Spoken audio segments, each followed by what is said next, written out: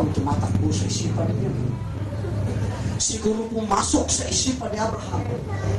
Ay, alas 8 na ng gabi. Si Sarah nandoon na sa kamay ng hari. But I will tell you, church, sabi ng kwento, hindi nagalaw si Sarah ni Abimelech. Alam niyo kung bakit? In verse 3, but God came to Abimelech in a dream by night and said to him, behold, thou art but a dead man, for the woman which thou hast taken, for she is a man's wife. Wala na talagang magawa si Abraham. Natulog na lang ang kawawang Abraham na kinuha ang kanyang asawa sa ganun lang kadali. Nasabi ng Biblia, Abraham, the man of faith. Grabe yung kanyang pananampalataya sa Diyos. Pero ganun lang kadali. Ang mahal sa buhay ni Abraham, kinuha lang. Siguro may panalangin si Abraham, Diyos ko, huwag mong pabayaan ang aking mahal. Silent ang Bible. Pero sabi ng Biblia, pinatulog ng Diyos ang hari. Nung nakatulog ang hari, pinasok ng Diyos, hallelujah, ang hari. Ang sabi niya sa hari, oy, Abimelech, isuli mo yung babae na yan, sapagkat asawa siya ng propeta.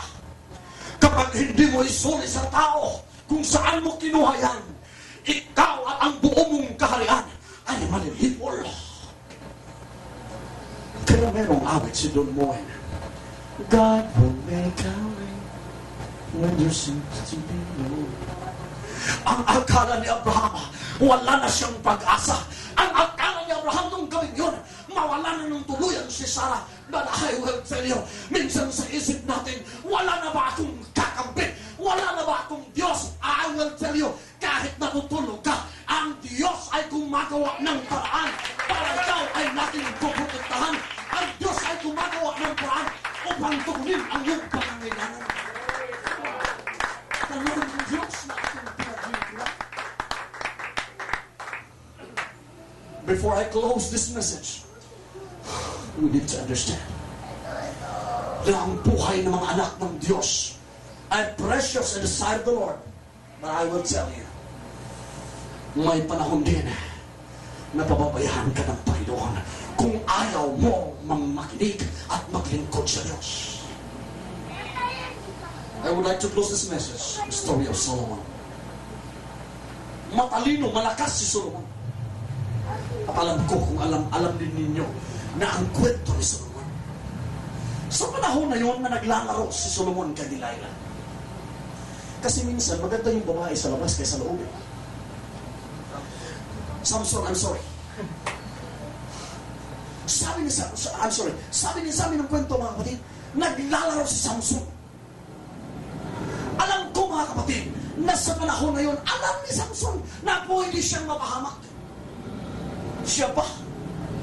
Matalino, anointed by God. Tulad sa atin, bago tayo mapahamak sa paglingkod sa Panginoon, mga kapatid, alam natin mali. Alam natin yan. Amen.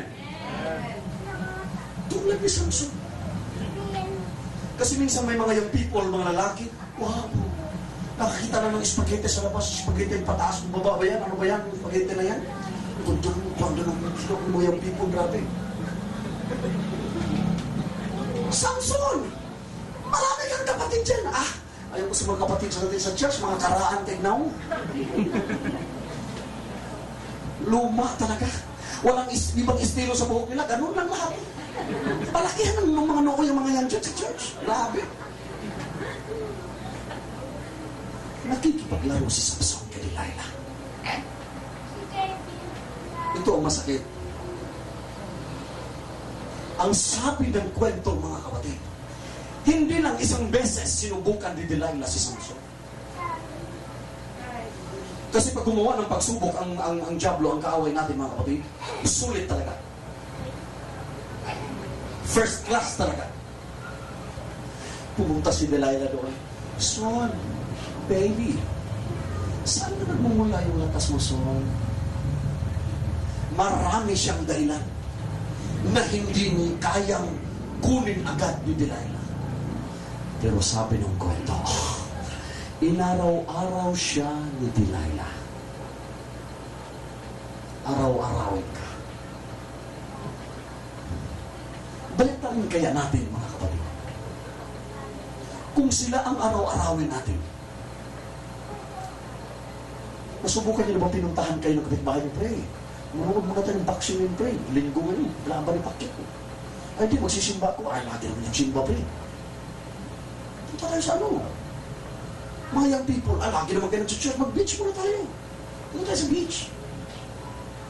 Young people sa Toril, Davao City, araw ng linggo, hindi nag-church, pumunta sa beach. Marami sila. Bumaliktad yung tricycle na kanilang sinakyan. Hanggang ngayon, ang young people ng kapatid, wala pa rin sa katinuan sa pag-iisip. Inaraw-araw si Samson. Delilah. Hanggang bumigay siya. Noong araw na yun, mga kapatid, na ipaputol ng kanyang buhok, siguro sabi ni Samson, tapos ako. Alam na niya. To make the long story short, nabihag si Samson. Ginawa na lang siyang taga-ikot doon sa kilingan. Isipin mo, lingkod ng Diyos, ginawang inodel. Tingnan mo yung sarili. Zoom leader ka, tumutugtog ka sa church, nagpatutuo ka ng Sunday school, isang araw makikita mo, oh my God, pinaglarawan ng Diablo ang buhay. Take note, sa dami-daming parte sa katawan ni Samson, mga kapatid, bakit mata ang kinuha sa kanya? Eh, pwede naman putulin ang kanyang paa, hindi na siya makakalaban pa. Pwede naman kamay ang tanggalin sa kanya, wala na siya. Mata ang kinuha sa kanya. Sapagkat sa panahon na malinaw pa sa paningin ni Samson na pwede siyang mapahamak, nagbubulag-bulagan si Samson. Church! Huwag tayong magbubulag-bulagan sa trekker kaaway. Maaaring sa mata lamang maging inutil at mahulog ka sa kamay ng kaaway at hindi ka na pwedeng bumalik pa sa Diyos sa iyong bedlingkuran. Yan ang masakit. Pinagtatawanan. Hoy, alam mo, dati sa school teacher yan ngayon, tingnan mo. Alam mo, yan yung tao pa yan, iyak pa yan sa pulpito dati. Tingnan mo ngayon, naglalakad lasing, nakahubad pa yung dati. Taga-ikot na lang si Samson. Pinagtatawanan, saan na ang malakas na Samson? Itong matindi. Okay, bumalik na ang buhok ni Samson, lumakas na naman siya ulit. Sabi niya sa bata daw, Toy, pwede mo bang itapat mo ang aking dalawang kamay sa haligi ng gusaling ito? Fiesta ng kalaban. Ang sabi ng kwento, tinulak ni Samson, mga kapatid, ang haligi ng gusali na yun. At gumuho at ang sabi ng kwento, mas marami pa ang napatay ni Samson nung bulag na siya kaysa noong hindi pa siya bulag. Wow! Minsan masaya, no? Dati nung nakakita pa siya, kunti lang yung napatay niya.